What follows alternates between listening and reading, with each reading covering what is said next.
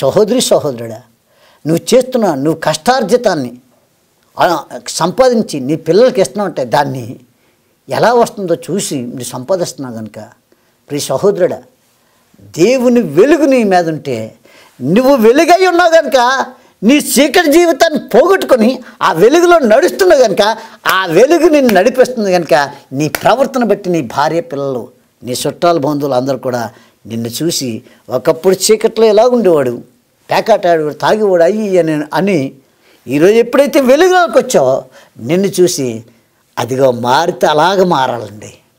అదిగో ఆ వ్యక్తిని చూడరా ఎలా మారాడు, ఆ మారిన తర్వాత తన జీవితం ఎంత గొప్పగా విస్తరింపబడింది, ఎంత గొప్పగా ఆశీర్వదించబడుతున్నారు అని చెప్పుకుంటారు. ఎవరు పాడైపోతారంటే పని పాటు లేకుంటున్నాడు పాడైపోతాడు. ఏ పని లేకన్నా ఇంటి దగ్గర ఉండి లేదా ఏ పని చేయకన్నా ఉంటారే వాళ్ళకి ఎక్కువ జబ్బులు వస్తాయి, అలాగే ఆర్థికంగా కూడా సిదిగిపోతారు. దేవుడిచ్చిన ఆయుష్ వరకు ఆరోగ్యం వరకు పని చేయాలి. ఏ పని లేదు, ఉద్యోగం లేదు, వాకింగ్ చేయాలి. ఆరోగ్యం కోసం, దేవుని కోసం, ఈ భూమి మీద దేవుని నామానికి మహిమ తెచ్చే విధంగా ఆ వెలుగులో నడవాలి. ఆ వెలుగు ఇతరులకి, ఆ వెలుగులోకి ఇతరులు నడిపించే వ్యక్తిగా ఉండాలి.